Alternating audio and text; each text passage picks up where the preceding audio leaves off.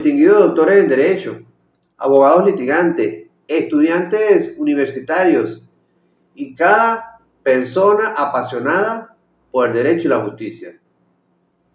Es un placer compartir con ustedes hoy, jueves 12 de junio del año 2025.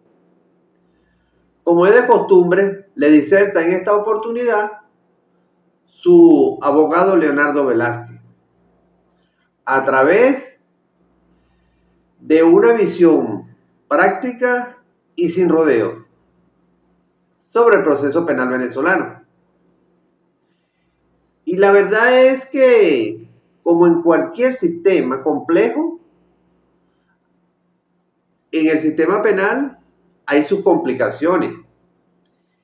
Y es clave entender dónde y cómo podríamos cometer en el día a día las equivocaciones en los tribunales, tanto los jueces como nosotros, los abogados, para asegurar que la justicia no solo sea teórica, sino una realidad palpable y verdadera. Por ello, a continuación, en esta presente disertación, voy a compartir con ustedes 4 elementos cruciales del entorno penal. ¿Cómo lo son? El primero, el ciclo del proceso penal. El segundo, las decisiones claves que surgen en el proceso penal. Tercero, los errores más comunes que se presentan en el día a día. Y lo más importante, ¿cómo evitar esos errores? Siempre con el respaldo de nuestro Código Orgánico Procesal Penal del 2021. Para la consulta y profundización, se pueden recomendar 3 jurisprudencias del Tribunal Supremo de Justicia que abordan aspectos cruciales del proceso penal y que están muy vinculadas directamente con los aspectos que inicialmente mencionamos. Como por ejemplo, tenemos la sentencia número 237 de la Sala de Casación Penal de fecha 18 de agosto del año 2011, relacionada con los principios del proceso penal acusatorio, la oralidad y la inmediación en el juicio. Asimismo, tenemos la sentencia número 136 de la Sala de Casación Penal del 28 de mayo de 2015, que contempla los requisitos de la motivación de una sentencia penal y la valoración de la prueba. Asimismo, tenemos como sentencia número 3 la que tiene el serial número 11 de la Sala Constitucional de fecha 14 de enero del 2020, vinculada al control difuso de la constitucionalidad y garantía del debido proceso. Ahora bien, amigas y amigos, doctores en Derecho, abogados litigantes, estudiantes universitarios y personas interesadas en el derecho, al ingresar en el camino del proceso penal, podemos detenernos un momento y citar reflexiones que son el pan de cada día en nuestro tribunal. Con mucha sabiduría, la justicia, específicamente la justicia penal, es un engranaje delicado. Sin una pieza que esté faltando, todo el sistema puede colapsar. En cada fase del proceso se juega una parte del destino de una persona o ciudadano. Allí no hay espacio para la improvisación ni la inacción. Estos dos pensamientos tan concisos como profundos se conectan directamente con la totalidad del proceso penal que vamos a continuación a abordar. La visión sobre el engranaje delicado resalta porque cada decisión judicial, cada medida coercitiva y cada sentencia, así como la actuación de cada operador de justicia, tiene un impacto sistémico. Un error judicial o una defensa negligente puede desvirtuar el camino hacia la verdad y la justicia. Por su parte, el comentario subraya la inmensa responsabilidad que recae sobre cada uno de nosotros en la etapa procesal, donde lo minucioso y la proactividad no son opciones, sino son imperativos. Esto nos obliga a dominar no solo el marco legal, como son los autos, las medidas, las sentencias y recursos, sino que también anticipar y neutralizar los errores comunes, que es precisamente la esencia de nuestra discusión del día de hoy. Conversando como punto inicial y ya entrando en tema, en relación con la fase preliminar, la fase de investigación, el punto de partida del proceso penal, esta fase es el esqueleto de cualquier caso. El momento donde se recogen las piezas para armar el rompecabezas. Y empecemos con el auto de inicio de investigación, de forma un poco crítica. Esta es una decisión del Ministerio Público, sin que el juez de control se meta de entrada. Aquí el abogado litigante a menudo falla o fallamos a no impulsar la investigación, ya sea no pidiendo diligencias clave o no reclamando cuando el fiscal se duerme en los laureles, como decimos coloquialmente hablando. Lo que podría enterrar el caso, como está contemplado en el artículo 300 y 303 del Código Orgánico Procesal Penal. Para evitar esto, la clave es la proactividad y hay que presentar solicitudes escritas y bien fundamentadas al Ministerio Público, como lo contempla el artículo 285 y 122 del Código Orgánico Procesal Penal. Si el fiscal sigue inactivo, el Código Orgánico Procesal Penal nos da la herramienta para pedir el sobreseimiento o para que un juez revise esa inacción, como está contemplada en el artículo 300 ordinal 3 y el artículo 305 del Código Orgánico Procesal Penal. Posteriormente viene esa temida orden, la llamada auto de aprehensión o de detención judicial, dictada por el juez de control a petición del fiscal. Esta decisión es apelable, como lo contempla el artículo 439 y siguiente del Código Orgánico Procesal Penal. Aquí los jueces, a veces, como decimos coloquialmente hablando, patinan al ordenar una detención sin que haya bases sólidas para que demuestren un verdadero peligro de fuga o que el imputado vaya a obstaculizar la investigación. O simplemente hablando, se excede, como está contemplado en el artículo 236 y 237 del Código Orgánico Procesal Penal. Para que el juez no caiga en ese error y no patine, como decimos coloquialmente hablando, debe ser quirúrgico, realizando un análisis minucioso, como lo mencionábamos inicialmente, y motivado de cada requisito. como está contemplado en el artículo 236 del Código Orgánico Procesal Penal.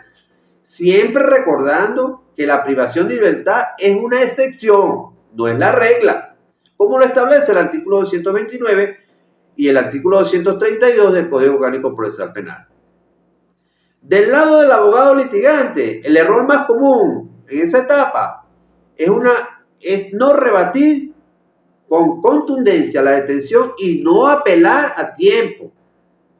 Debemos combatir activamente la solicitud de detención en la audiencia de presentación, aportando pruebas que desvirtúen cualquier riesgo, como nos lo establece el artículo 238 del Código Orgánico Procesal Penal.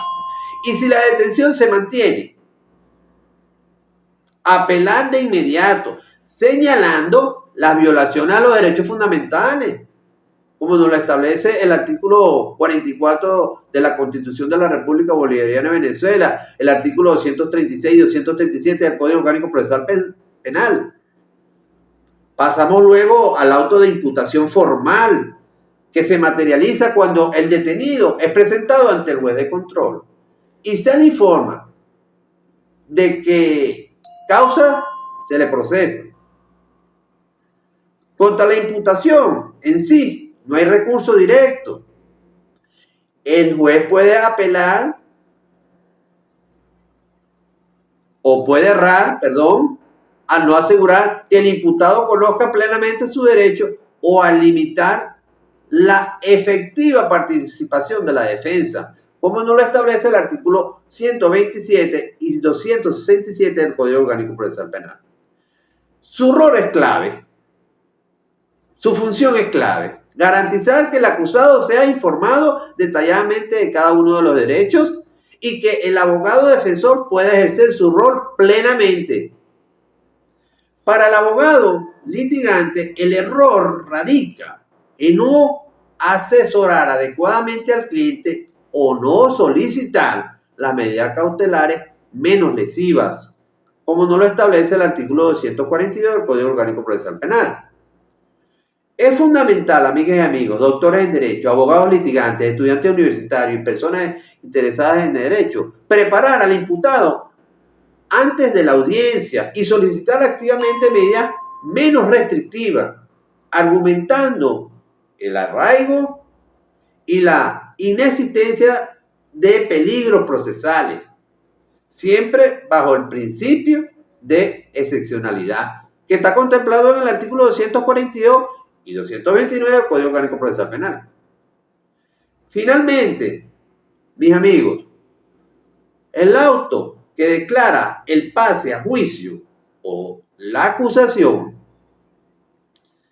esta es la decisión del juez de control al finalizar la audiencia preliminar, si considera que hay suficientes elementos para un juicio. Esta decisión es apelable. Nos lo contempla el artículo 439 y siguiente del Código Orgánico Procesal Penal. Los jueces pueden equivocarse al admitir una acusación que no cumple los requisitos de ley o no corrigen los vicios procesales detectados, como está contemplado en el artículo 308 del Código Orgánico Procesal Penal. Su deber es realizar un control formal y a la vez material, pero exhaustivo de la acusación y resolver todas las objeciones presentadas para asegurar un proceso limpio. Está establecido en el artículo 308 y 311 del Código Orgánico Procesal Penal. El abogado litigante, a menudo, me incluyo, algunas veces nos equivocamos al no poner las excepciones pertinentes, al no promover las pruebas necesarias en esta etapa, como lo está establecido en el artículo 28 del Código Orgánico Procesal Penal. Hay que interponer las excepciones o pedir el saneamiento de vicios que puedan afectar el juicio, como nos lo señala el artículo 28 y 174 del Código Orgánico Procesal Penal, y promover todas las pruebas de descargo disponibles. Asimismo, nos lo establece el artículo 309 del Código Orgánico Procesal Penal. Si la decisión de ir a un juicio no es sólida, es crucial apelar al auto de apertura, que nos lo establece el artículo 439 ordinal 4 del Código Orgánico Procesal Penal. En cuanto a las medidas cautelares sustitutivas a la privación de libertad impuestas por el juez de control son apelables de igual manera, como está contemplado en el artículo 439 y siguiente del Código Orgánico Procesal Penal. El juez puede imponer esta medida desproporcionada o sin justificación suficiente. Así mismo lo señala el artículo 242 y 243 del Código Orgánico Procesal Penal. Debe aplicar los principios de mínima intervención y proporcionalidad, que nos sigue orientando el artículo 229 del Código Orgánico Procesal Penal, optando por la medida menos gravosa y motivando su elección. El abogado litigante, nosotros, como pateadores de tribunales, a veces no solicitamos estas sustituciones o no argumentamos la cesación de su necesidad, como está contemplado en el artículo 248 del Código Orgánico Procesal Penal. Debemos fundamentar con medidas sustitutivas.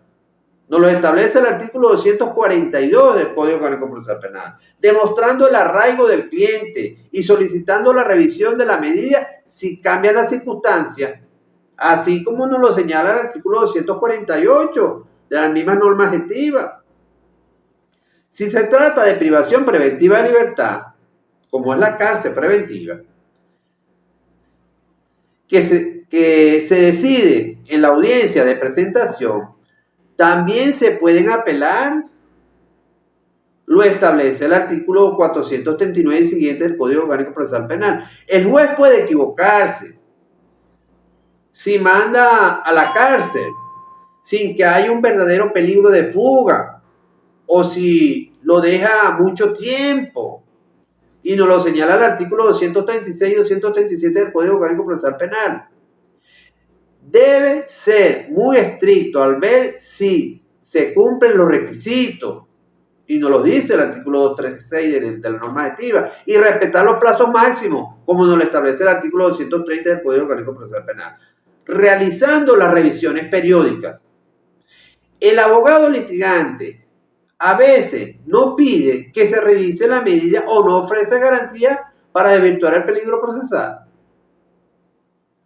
Hay que presentar pruebas contundentes que quiten el peligro de fuga u obstaculización de la justicia, y nos lo señala el artículo 238 del Código Orgánico Procesal Penal, como el arraigo o cauciones, y apelar a la detención pidiendo que se revise o se quite esa norma.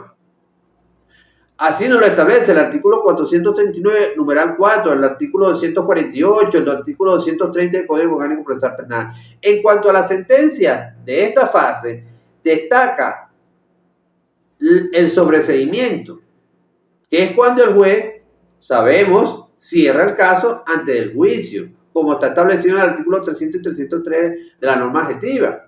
Y se puede apelar con el artículo 439 y siguiente del Código Orgánico Procesal Penal. Los jueces pueden negarla cuando debería proceder o no motivarla adecuadamente.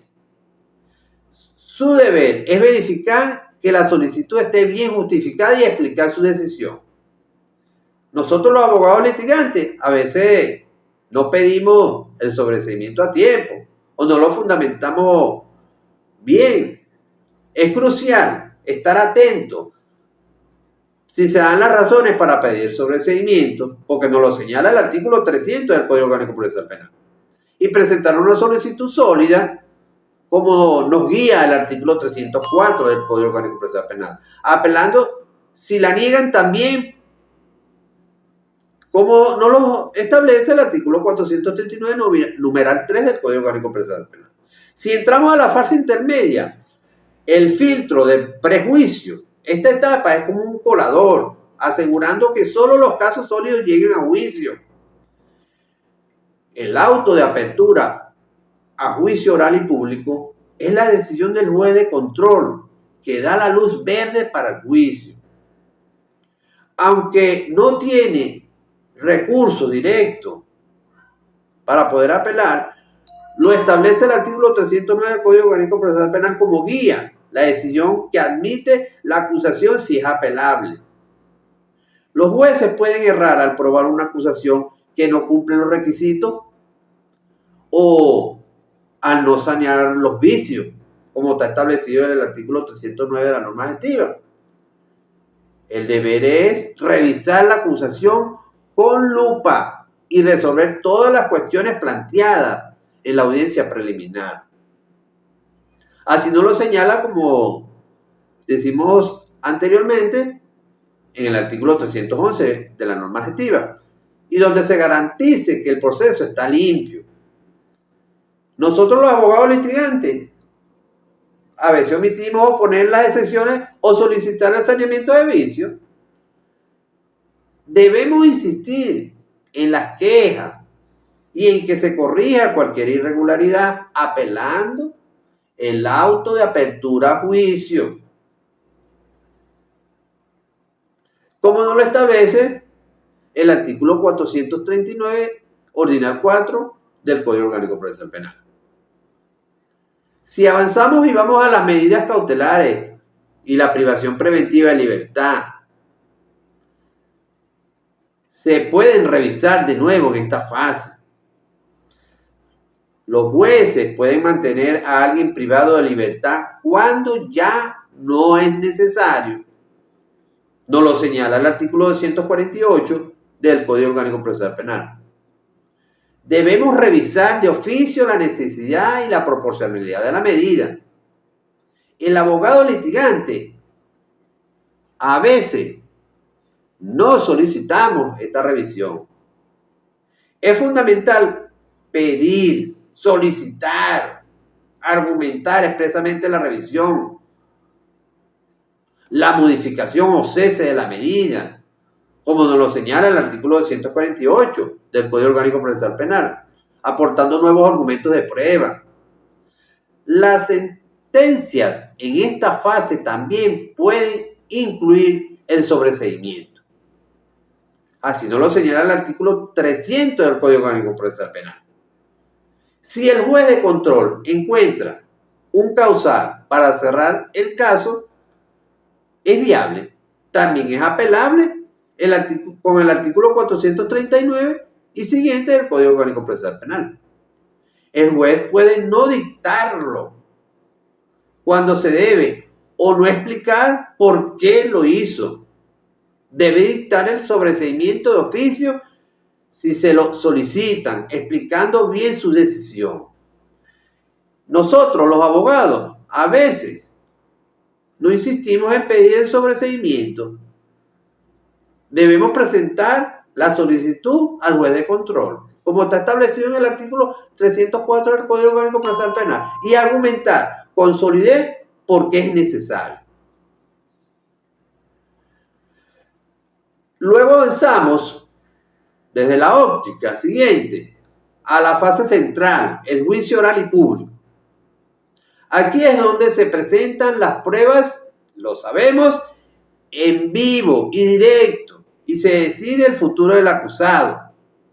Si el juez decide que no hay lugar a la apertura a juicio, es porque la acusación no fue suficiente, no fue efectiva, y esto se puede apelar de acuerdo con el artículo 439 y siguiente del Código Orgánico Procesal Penal. El juez puede valorar más las pruebas para esa decisión. Debe analizar con sumo cuidado la suficiencia de las pruebas de la acusación. Nos lo señala el artículo 309 del Código Orgánico Procesal Penal, para que él pueda decidir de manera viable. Nosotros los abogados a veces no argumentamos con fuerza necesaria la inadmisibilidad de esa acusación.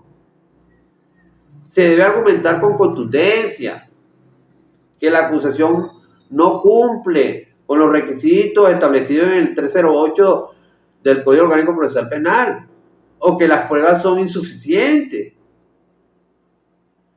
Cuando surgen problemas o incidentes durante el juicio, como excepciones, las decisiones del tribunal al respecto no se apelan al instante, sino que se reserva la posibilidad de impugnarlas juntos con la sentencia final, como no lo establece el artículo 432 del Código Orgánico Procesal Penal o norma adjetiva. El juez puede decidir si la debida fundamentación o de forma confusa. Artículo 303 del Código Orgánico Procesal Penal, que nos lo señala claramente. Debe resolver los incidentes de forma inmediata y motivada, garantizando el debido proceso. Nosotros como abogados, algunas veces no planteamos los problemas a tiempo o no los fundamentamos correctamente. Son dos elementos clave. Es crucial promover los incidentes o excepciones en el momento adecuado y oportuno, como nos lo establece el artículo 28 y el 313 del Código Orgánico Procesal Penal, o norma adjetiva, explicando claramente la violación legal y asegurándonos de que hay constancia para una eventual apelación, como nos lo señala el artículo 432 de la norma adjetiva. Avanzamos con las medidas cautelares y la privación preventiva de libertad. El tribunal de juicio también tiene la potestad de revisarla. El juez puede no revisarla periódicamente o no aplicar un beneficio si las condiciones del imputado cambian, como nos lo establece el artículo 248 del Código Orgánico Procesal Penal. Debe revisar constantemente si la medida sigue siendo necesaria. Nosotros los abogados, a veces, no pedimos que se revisen las medidas. Debe pedirse que se revisen o se neutralicen o se eliminen o se quiten si en el juicio demuestra que ya no hacen falta, como nos lo establece el artículo 248 del Código Orgánico Procesal Penal. Las sentencias en esta fase incluyen la absolutoria, cuando el acusado es declarado inocente. Esta sentencia es apelable de igual manera, como lo establece el artículo 439 y siguiente del Código Orgánico Procesal Penal. El juez puede absolver sin motivar suficientemente su decisión, dejando dudas sobre la valoración de la prueba, como nos lo establece el artículo 348 de la norma adjetiva penal. Debe motivar muy bien, explicando con lógica por qué las pruebas de la Fiscalía no fueron suficientes o por qué las pruebas de la defensa fueron convincentes. Nosotros los abogados a veces no presentamos una defensa suficientemente sólida. Debemos defender al cliente con coherencia y solidez, confrontando eficazmente, eficientemente las pruebas del cargo y presentando las propias de descargo de manera persuasiva. La sentencia condenatoria es otro elemento importante cuando se demuestra la culpabilidad, y de igual manera la podemos apelar, como está contemplado en el artículo 439 y siguiente del Código Orgánico Procesal Penal, y posteriormente ir a casación ante el Tribunal Supremo de Justicia. Nos lo señala el artículo 451 y siguiente del Código Orgánico Procesal Penal. El juez puede condenar sin pruebas suficientes para desvirtuar la presunción de inocencia o no motivar adecuadamente la pena impuesta, como está contemplado en el artículo 348 del Código Orgánico Procesal Penal. Y si está escrito, es porque ha pasado. La condena debe basarse en pruebas lícitas y suficientes. Nos lo señala el artículo 8 del Código Orgánico Procesal Penal. Y la sentencia debe estar sólidamente motivada, justificar la imposición y dosificación de la pena, como nos lo señala el artículo 348 del Código Orgánico Procesal Penal. Nosotros los abogados a veces no argumentamos la falta de elementos de prueba o no recurrimos a la sentencia oportunamente.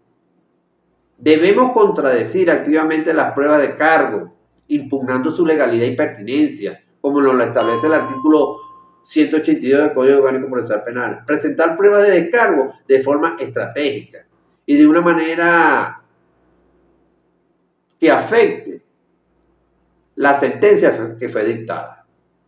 Y apelar dentro del plazo legal, como nos lo establece el artículo 440 del Código Orgánico Procesal Penal. Fundamentando los vicios de forma y los vicios de fondo de igual manera. La fase final del proceso o del ciclo penal, que es la ejecución de la pena. Aquí se supervisa qué es lo que se decidió en juicio, que se cumpla a cabalidad. Los autos que resuelven peticiones relacionadas con el cumplimiento de la pena, dictados por el juez de ejecución, como los beneficios procesales o la redención de la pena, igualmente son apelables, lo establece el artículo 439 y siguiente del Código Orgánico Procesal Penal. El juez puede negar beneficios al penado, a pesar de cumplir los requisitos legales, o no supervisar bien las condiciones del cumplimiento, como lo establece el artículo 471 del Código Orgánico Procesal Penal. Debe resolver conforme a la ley y supervisar el cumplimiento de la pena, garantizando los derechos del penado. Nosotros los abogados, algunas veces, no pedimos los beneficios oportunamente o no entregamos los papeles correspondientes o la documentación necesaria. Debemos conocer la normativa de ejecución penal y presentar las solicitudes de beneficios procesales. Los jueces pueden no velar por el respeto de los derechos fundamentales del penado o aplicar régimen que no se ajustan a la ley. Deben controlar que se respeten los derechos del penado, pero sucede que a veces nosotros los abogados no nos quejamos si violan los derechos de nuestros clientes. Debemos actuar con más diligencia, presentando las solicitudes o recursos pertinentes al juez de ejecución, como lo establece el artículo 471 del Código Orgánico Procesal Penal.